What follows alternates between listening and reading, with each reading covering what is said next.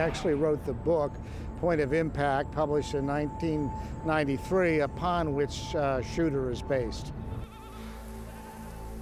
40 goats. They're not on anybody's side.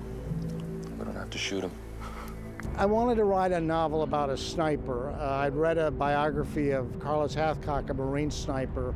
It's a very provocative book. Struck me that he was kind of the Faustian intellectual of war, in the sense that he learned things that no man ever learned, but at great cost. And the cost was his exile and his bitterness and his grief. And Carlos Hathcock lost a spotter in Vietnam, so I had Bob lose a spotter in Vietnam. Of course, the movie's been updated, so Vietnam hasn't figured in it, but there's still, I love that sense of grief. The sniper as a man of grief was something that I don't think anybody had ever gotten before.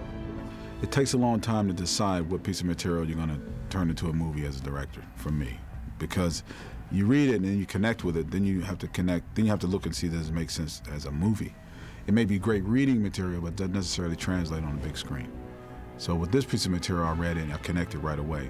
It had all the elements for me. You know, conspiracy, government corruption, action, Mark. I just thought for me, at this stage of my career, I'm looking for something that's really about the character. It's all about the characters that I'm getting to play now. For a long time, I made choices based on the filmmaker and not necessarily the role or the script. And now I'm just being a little more selfish and want to do things that I would want to go and see, and things that I think people want to see me in.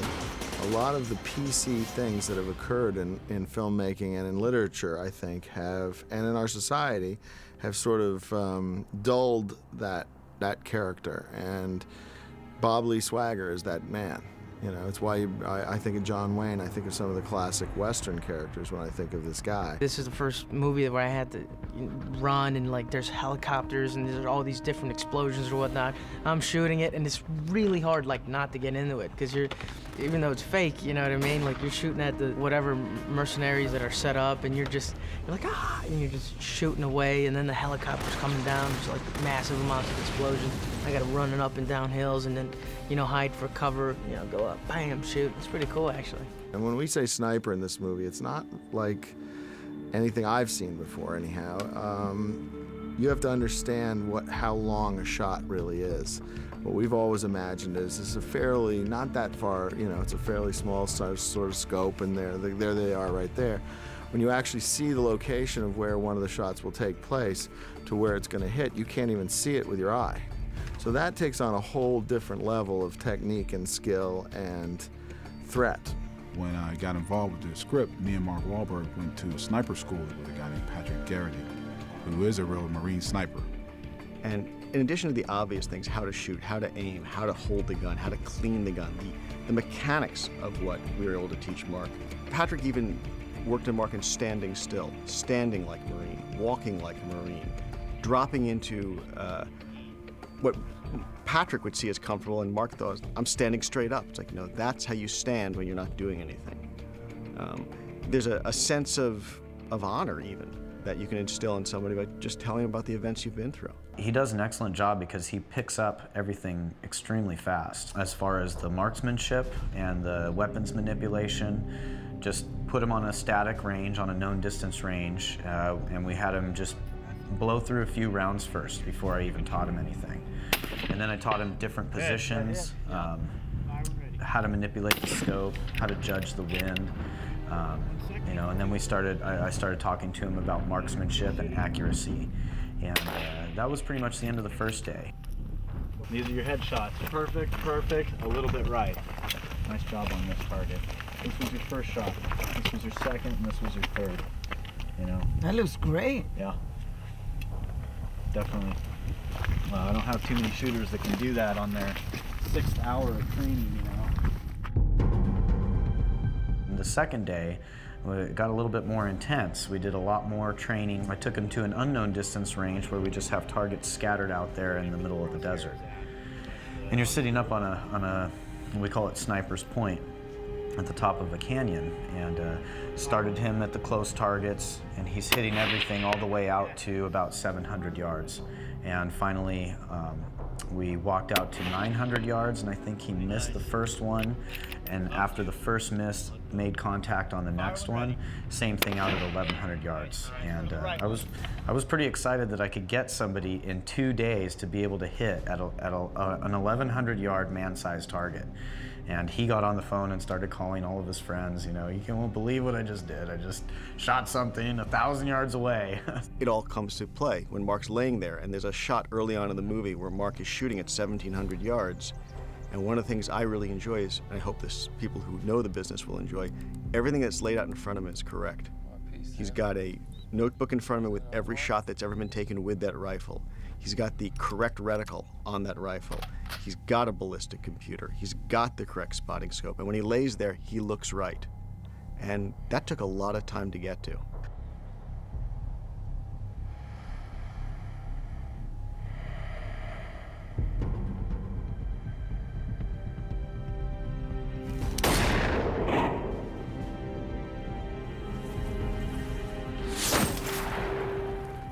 I'm not an accurate sniper, but I learned a little bit about it. What's very interesting is a bullet literally will fall between 30 and 40 feet just because of the range. So when it's shot in an arc, not as we always imagine it straight. So that arc is calibrated to figure out how long it's going to fall, how much the wind is going to move it back and forth, how much the curvature of the earth is going to play into it, which is a really sort of mind-bending concept, and any other factor that could play into it, humidity, wind. Some of these rounds do a lot more damage than they are portrayed in movies. You know, for example, the Archbishop assassination scene. From the distance that round's coming from, the trajectory of the round would almost come straight down on top of his head. The arc that it has to take from that distance. You know, from 1,000 yards, it's a little bit less. From 1,850, you're lobbing around out there, and it's going to come straight down on top of the head. Now, what happens there is, because of the caliber of that round and the hydrostatic shock that follows it, it peels you apart. You have limbs flying 200 feet away, and you're in 20 different pieces. They can't show that in the movie. That's a nightmare. So we do a really cool head gag and see how that works. A lot of blood spraying out. I don't really mind some of the inaccuracies because I understand the reasons behind why you have to do it this way or you can't do it that way. My job is just to make sure that, you know, he's walking, talking, and acting like a Marine Scout sniper. You killed all three? There were four. Slow, smooth, smooth is fast. Let's see it.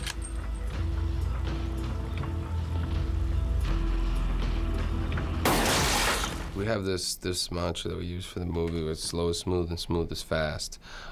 Because in the middle of a firefight, or live ammo and rounds being shot around you, people trying to kill you, you know, you see a lot of people are fidgeting with guns and everything like that, trying to reload the weapon. Really being smooth and safety first, always going back to your training. They don't drill it into your head for no reason. One of the things I learned is that it's important to break up your silhouette, it's important to break up the shine, and it's important to break up the shape of the human body. And throughout the years, the ghillie suit has been invented, which you'll see twice in the movie, once with Mark dressed in green and once in an Arctic camouflage ghillie suit. What was kind of cool, I mean, on the one hand, you know, we had asked our sniper, Patrick, all right, what would you do in this situation? How would you hide? So he actually built the ghillie suit on the set. So we got to watch its entire construction, and when you put it on, it's sort of goofy because it looks a little bit like the Abominable Snowman or something. So at first you're sort of like, well, that's sort of goofy, and then you go, well, that's sort of logical, and then you see how effective that kind of cover can be.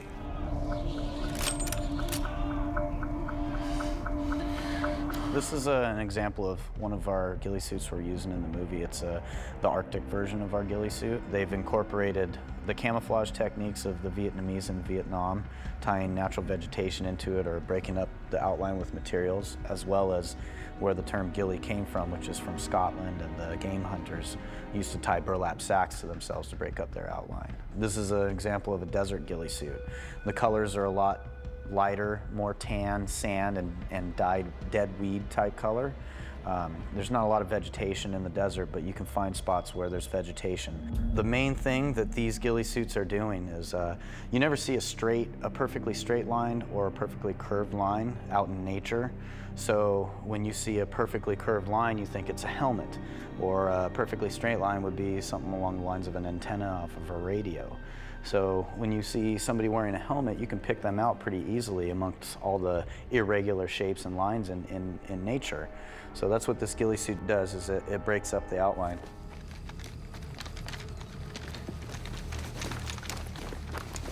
Swagger, you gotta get out of there. They're everywhere. Well, my approach always with action scenes is how do I make it real? As close to reality as possible. So I do a lot of homework. My process is to talk to the military guys. The things they know about killing people or blowing something up is fascinating. Maybe offset a little bit, and then get as far back, at least right where it starts coming down. Yeah. Have him take a knee, like right around here. Yeah. He wants to take a couple shots, and then slide down from there. Yeah. Okay. One thing he's big on is, don't make it look too perfect, because anytime you get into a situation like this or a combat situation, it doesn't matter how much you've planned, you're going to run into some snags as soon as you get inserted. So we're trying to not make it look like it's so easy for him, but at the same time make him look extremely proficient.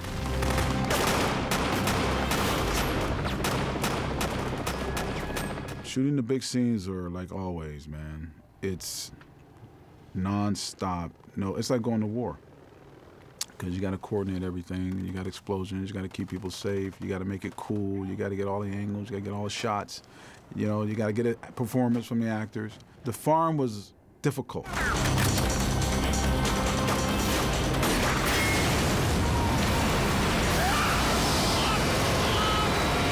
if you can imagine yourself, like, as a kid, when you play soldier or whatnot, and then you press buttons and you're like, right there it goes, but except it really does go off, you know what I mean? Listen very carefully. On my one, you blow the pipe bombs, then the gas. 3, 2, 1.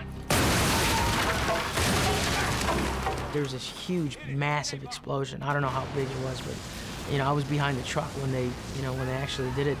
And the force was just so great that your hair just went back. And I got really short hair, but it was like, oh, that was pretty neat. Now, this is somebody's personal property, so not only am I trying to make a big action sequence, I'm trying not to destroy the guy's home, So that was kind of a tough job to do.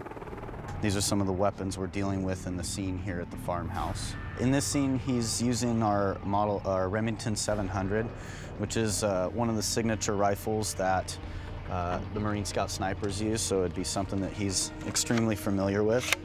It's a .308 caliber weapon with a 10-power scope. Eventually, he picks up a few other rifles. We've got a G36 that the guards are carrying at the house, and this is a German assault rifle, and it actually breaks down to a subcompact rifle.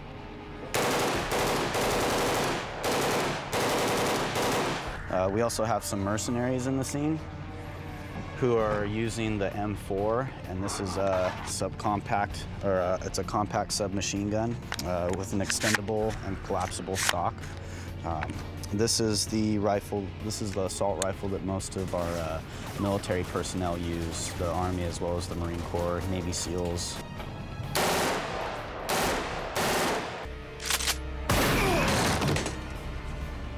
My character gets to shoot a couple people in the movie, and I'd never picked up a gun before or a shotgun. So I was really nervous about it at first, because I don't know, guns scare me. But then as soon as they taught me and I fired off a round, obviously blanks, I fired off a round of blanks. I actually had a really good time doing it, and I sort of felt like I conquered that fear. We go all over the place with this movie. So we're in Africa, we see camels, we're in Washington, D.C., we're in Philly, we're in Baltimore, we're in Montana, we're in Virginia, we're on a glacier, we're in a city, we're on a highway. You pretty much have everything we could throw at you. We were shooting on a glacier for about, I think it was a week. And we had, the only way to get there was by helicopter, and A bunch of us had never been on a helicopter before. I was horrified, so scared to get on. I really didn't want to, but you know, what are you gonna do? Well, you gotta chop her up and chop her back. And so, again, you know, we don't have infinite amount of money, so we don't have infinite number of choppers. So, you know, I'm at 752, Antoine's at 752, the next group comes up at 758, and it's a military operation. And then safety becomes really complicated up there because you don't want people falling off the edge, and you don't want people getting sunburned because it's so easy to do that, and you get dehydrated up there very easily. So you had to bring a tremendous amount of water, and it's just unbelievably complicated and beautiful, and it's otherworldly. So after a while, your mind's sort of in a different place, and that's when safety becomes really important, and reminding yourself to keep drinking water and all the things you have to do to maintain up there. Being on the glacier from literally like 6 in the morning until 7:30 at night, we were on the glacier. It was cold. I mean, it's really, really cold. And the only place for us to sit, you know, we didn't have trailers or anything up there. There was just this small tent that fit about, I don't know, 4 of us or 5 of us or something. And it was the only warm place that we could go. So in between, we all bonded a lot. It was Michael and Mark and I, and we had a good time. You have to joke around because it's so cold and you're up there for so long. I mean, every 5 minutes we'd be asking somebody what time it is because time just went by so slowly because you're freezing. But it was so beautiful up there, and just like really surreal experience. When are you going to be on a glacier shooting for a week? It's really mind-blowing. In fact, it's so beautiful at times where we're worried that somebody's going to go, well, yeah, that's a fake shot. That didn't happen. You know, look at that. That's a matte shot. And it's like, it's all real. And when you see the movie, it is all real. But it's so real that people sort of go, is that real? Is that really that shot? We scouted it 4 or 5 times. And every time I was up there and I would talk to Lorenzo, I was just going, I got to shoot on this glacier. And sometimes Lorenzo would say, well, what about the other glacier? I'd say, I gotta shoot on this glacier. I gotta shoot on this glacier. It was just like spectacular. When the clouds, you're above the clouds, you know, and you're on top of nothing but ice. It's like being in another world, you know. So visually for me, I couldn't see doing it anywhere else. Yeah, there's a couple of times when you just see like some crew guys or somebody and they're just off staring off, you know, and I'm like, what's going on? They're like, that's pretty good, eh? You know?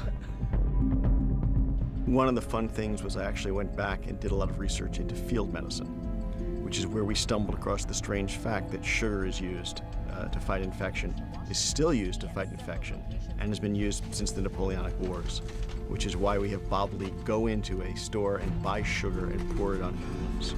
Once we were there, you might as well get a marinade injector and a couple bottles of water and salt and make your own IV. I actually called up someone who's a cook and said, if I had to do the following things, what do you have in your drawers that would help me? And after she got over her dismay and discovered I hadn't actually shot anyone, she walked me through everything that was in the drawers. And then I also talked to people who had done a lot of field medicine, read a lot of the manuals for emergency dressings, and we talked about what had to be done. Yeah, I'm pretty squeamish. I would never be able to do that. I mean, I don't know. I guess you think you're not capable of something, but if you're thrown into a situation where someone that your husband loved, like a brother, really, is dying and you're the only person that can save him, I think that you would at least try, you know? And that's what she does.